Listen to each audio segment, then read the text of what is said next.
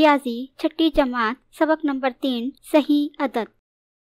सही आदात की जमा। अब हम अददी खत की मदद से सही आदात की जमा को मालूम करेंगे। कोई भी आदात में मस्बत आदात को जमा करना। सबसे पहले अददी खत के लिए हम एक खत खींचेंगे। उस खत पर सिफर के दाएं जानिब और बाएं जानिब मसावी फासलों पर नुकात लगाएंगे। दाएं जानिब के नुकात को मस्बत आदात बताएंगे और बाएं जानिब के आदात को मनफी आदात दिखाएंगे। किसी भी अदद में कोई मस्बत अदद मिलाना यानी अददी खत पर इस अदद से दाएं जानिब उतनी इकाई आगे जाना।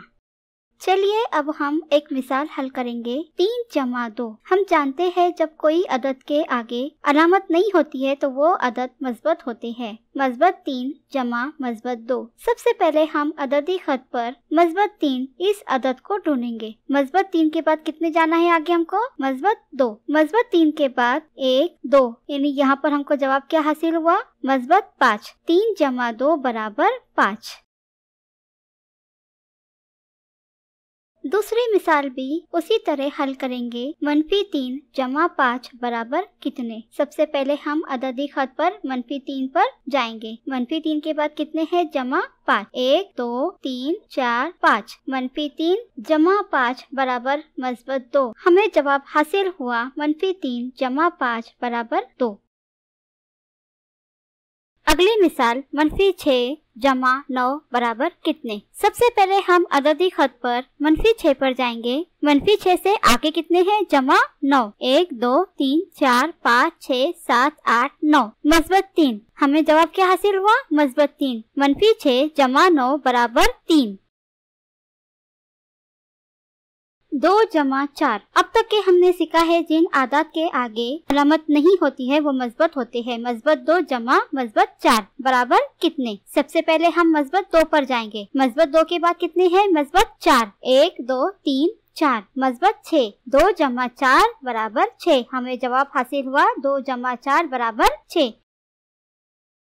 अब हम इबारती सवालात अददी खत की मदद से हल करेंगे। पहली मिसाल है, मेरे पास 5 रुपए है। अम्मी ने मुझे कलम खरीदने के लिए 2 रुपए दिए, तो बताइए मेरे पास कुल कितने रुपये हुए? अब इस मिसाल को हम अददी खत पर हल करेंगे। सबसे पहले क्या है? मेरे पास क्या है? 5 रुपए। सबसे पहले हम कहाँ जाएंगे? मस्बत 5 पर। उसके बाद अम्मी ने मुझे कलम खरीदने के लिए कितने रुपए दिए? 2 रुपए दिए। हम आगे कितने जाएंगे? 2। 1 2। जवाब हासिल हुआ मस्बत 7। मतलब मेरे पास कुल 7 रुपए है।